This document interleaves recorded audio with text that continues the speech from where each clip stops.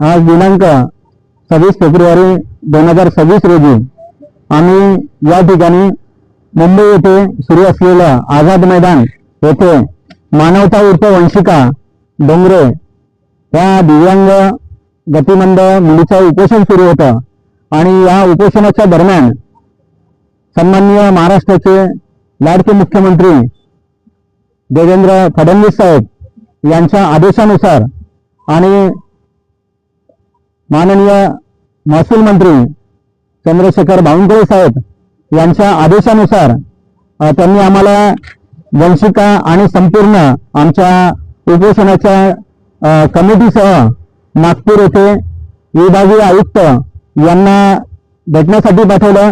संबंधित विभागीय आयुक्त नागपूर यांना तात्काळ आदेश दिले.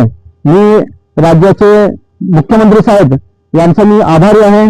माननीय चंद्रशेखर बावनकुळे साहेब यांचे सुद्धा आभारी आहे की लवकरात लवकर या संपूर्ण प्रकरणाची दखल ही त्यांनी घेतली. संपूर्ण महाराष्ट्राने मानवतावर काय अन्याय झालेला होता हे आपण विविध माध्यमांच्या माध्यमातून आपण बघितलं आणि विभागीय आयुक्त सन्माननीय विजयलक्ष्मी दुबे मॅडम यांच्याशी च्या कार्यालयामध्ये आज आम्ही सर्व येथे एकत्रित झालो आणि या दरम्यान सन्माननीय तेजसिंग पवार साहेब विभागीय अतिरिक्त आयुक्त यांच्याशी सविस्तर चर्चा करण्यात आली आणि तात्काळ म्हणजे मी नागपूर विभागाच्या विभागीय आयुक्तांचे या ठिकाणी प्रथमतः आभार मानतो आणि संबंधित सर्व अतिरिक्त आयुक्त यांचे सुद्धा आभार मानतो की अतिशय तात्काळ आणि जलद गतीने त्यांनी इथे सन्मानाने आमच्या वंशिकाचं संपूर्ण ऐकून घेतलं, आमचं सर्वांचं ऐकून घेतलं, संपूर्ण कागदपत्रांची सुद्धा त्यांनी चौकशी केली आणि तात्काळ संबंधित सर्व जिल्हाधिकारी यांना या ठिकाणी आदेश देण्याचे त्यांनी आम्हाला या ठिकाणी आश्वस्त केलं. याच दरम्यान आम्हाला माननीय सीपी साहेब यांना सुद्धा त्यांच्याकडून एक अहवाल त्यांनी मागवलेला आहे. या संदर्भामध्ये सुद्धा त्यांनी आश्वस्त केलं नक्कीच आमच्या या वंशिकाला आता तात्काळ न्याय मिळेल अशी या ठिकाणी मी म्हणजे सर्वांचा आभार मानतो. कारण आयुक्त साहेबांनी तात्काळ मुख्यमंत्र्यांच्या आणि महसूल मंत्र्यांच्या आदेशाचं तात्काळ पालन केलं. महाराष्ट्र हा एक सुसंस्कृत एक महाराष्ट्र आहे आणि नागपूर सारख्या ठिकाणी आज जो अन्याय या मानवतावरती गेल्या 25-26 वर्षापासून झाला होता, तिच्या आईवरती झाला होता, या संपूर्ण प्रकरणाची दखल मीडियाने आणि माननीय महाराष्ट्र राज्याचे लाडके मुख्यमंत्री देवेंद्र फडणवीस साहेब, चंद्रशेखर बावनकुळे साहेब आणि संबंधित सर्वांनी घेतली. त्याबद्दल मी त्यांचा आभारी आहे.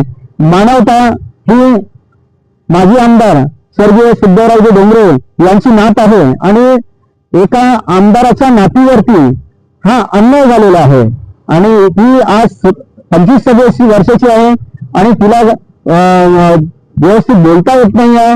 बरंचसं तिचं संगोपन करताना तिला केअरटेकरची गरज भासते आणि या ठिकाणी तिच्या 28 शाळा म्हणजे संपूर्ण या विभागामध्ये नागपूर विभागामध्ये 28 शाळा आहे, ज्युनियर कॉलेज आहेत. आज हजारो विद्यार्थी या शाळेमधून शिक्षण घेऊन विविध पदांवरती कार्यरत आहे आणि अशा या लाडक्या मानवताला या सिद्धरावजी डोंगरे यांचे जे म्हणजे नाते आहेत संकेत अनिल डोंगरे या नालायक व्यक्तीने तिच्यावरती अन्याय केलेला आहे आणि सोबतच चारुशीलाताई डोंगरे ह्या एक महिला आहे, माजी मुख्याध्यापिका आहे, यांनी सुद्धा या मुलीवरती अन्याय केलेला आहे. संबंधित अनेक लोक यामध्ये इन्व्हॉल्व आहे आणि देशी खुर्द असू द्या, या राष्ट्रीय महामार्गामध्ये गेलेली जमीन असू द्या, तर ही जमीन ही वारंवार हटवून कशी शासनाने अक्वायर केलेली आहे